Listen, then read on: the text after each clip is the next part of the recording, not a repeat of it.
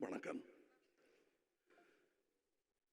இப்படி ஒரு நாளை எதிர்பார்க்க முடியாது. இதுக்கு ஒத்தியே எதுவும் கிடையாது. அவரை நான் முதல்ல சந்தித்த போது எப்படி எங்கூட பழகினாரோ அப்படித்தான் அவர் பெரிய நட்சத்திரமான பிறகும் எங்கிட்ட பேசிக்கிட்டு இருந்தார். விஜயராஜ், விஜயகாந்த், இது ரெண்டுக்கும் எனக்கு வித்தியாசமே தெரியாமல் வச்சுக்கிட்டதுக்கான காரணம் நான் அல்ல, அவர். அதாவது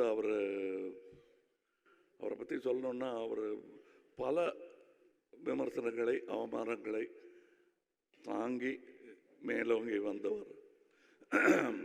அதுக்காக எந்த காழ்ப்பையும் அவர் வச்சுக்காம, தனக்கு ஏற்பட்ட அவமானங்கள் யாருக்கும் ஏற்படக்கூடாது என்பதில் முனைப்பாக இருந்தவர். அது பாராட்ட வேண்டிய ஒரு விஷயம். நாம் கடந்து வந்துட்டோம், அடுத்தவங்க அவங்க பார்த்துக்கிட்டோம் அப்படிங்கிறது இல்லாமல் அவங்களுக்காக போராடும் ஒரு குரல். அவர் நட்சத்திரமும் ஆனார் என்பது அவர் உழைப்பில் வந்தது என்றாலும்,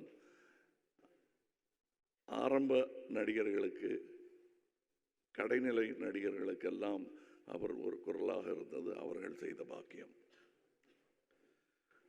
தமிழக அரசியல் வரலாற்றில் பெரிய தலைவர்களுக்கெல்லாம் வரும் கூட்டம் இவருக்காகவும் வந்ததை நான் பார்த்தேன்.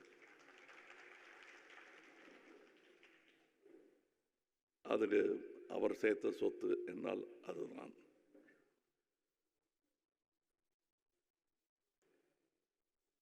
அவர் கொடுக்கறது பல பேருக்கு தெரியாது. ஐ திங்க் அவருடைய பிறந்த நாள் அன்னைக்குன்னு நினைக்கிறேன், 1998 இருக்கும்.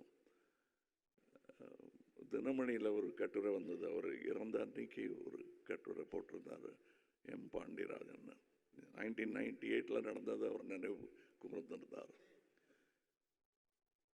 சீட்டு கிடைத்தும் படிக்க வசதி இல்லாமல் இருந்த 3 என்ஜினியரிங் காலேஜ் மாணவர்களை பற்றிய செய்தி அது. அந்த செய்தியை படிச்சுட்டு பத்திரிகை ஆஃபீஸுக்கு ஃபோன் பண்ணி அவங்களுடைய விடுதி, கட்டிடம், படிக்கும் வசதி எல்லாத்தையும் 3 பேருக்கு ஏற்பாடு பண்ணி கொடுத்துருக்காரு அவர். இது 25 வருஷத்துக்கு முன்னாடினது. இன்னைக்கு அந்த மாணவர்கள் நடுத்தர வயதை எய்தி குழந்தை குட்டிகளுடன் நன்றாக இருப்பார்கள். அதை அவர்களும் மறக்க மாட்டார்கள். நினைவில் வைத்துக் கொண்டிருந்தவர்கள் யாரும் மறக்கவும் மாட்டார்கள்.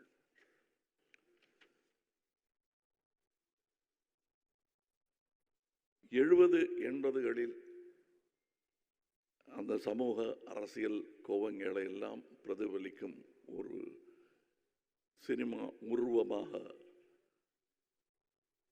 விஜயகாந்த் அவர்கள் திகழ்ந்தார் என்றால் மிகையாகாது. கண்டிப்பாக அது ஒரு, எனக்கு அவர்கிட்ட நான் அவருடைய இரங்கல் கூட்டத்தில் அன்னைக்கு அவர் பூதவுடல் அங்கே இருக்கும்போது நான் சொன்னேன், எனக்கு அவர்கள் பிடித்த பல நல்ல குணங்களில் ஒன்று அவருடைய நியாயமான கோபம் என்று. இன்னைக்கும் அவர் ஒரு கிராமத்து ஆள் மாதிரி நாக்கை கடிச்சிக்கிட்டு கோபம் வந்ததுன்னா கேட்டுருவார், கேட்க வேண்டியது. அது எந்த அரங்கமாக இருந்தாலும் அதுக்கு பயப்பட மாட்டார் அவர். அந்த துணிச்சல் பல நேரங்களில் நடிகர் சங்கத்துக்கே உதவியாக இருந்திருக்கிறது. அதற்கு சாட்சி இங்கே இருக்கும் நடிகர்கள். அவர் நடித்த முதல் படம் ஆக்சுவலி அது ஒரு திரைப்பட விழாவுக்கு போக வேண்டிய படம். தூரத்து இடி முழக்கம் போயிற்று. அதிலிருந்து ஒரு கமர்ஷியல் ஹீரோவாக அவர் பெயர் எடுத்தது. அது அவர் திறமை, அவருக்கு கிடைத்த வாய்ப்புகள். இப்போ ராதா ரவியர்கள் பேசும்போது சொன்னார்கள், கூட துணை நடிகர்களிடம் கூட இதை எப்படி செய்யலாம்னு கேட்குற அந்த எளிமை. நானே அவர் கூட ஒரே ஒரு கெஸ்ட் ரோல் தான் செஞ்சுருக்கேன். அங்கே அவர் எனக்கு காட்டிய அன்பும் மரியாதையும் இன்றும் ரீங்கரிக்கிறது.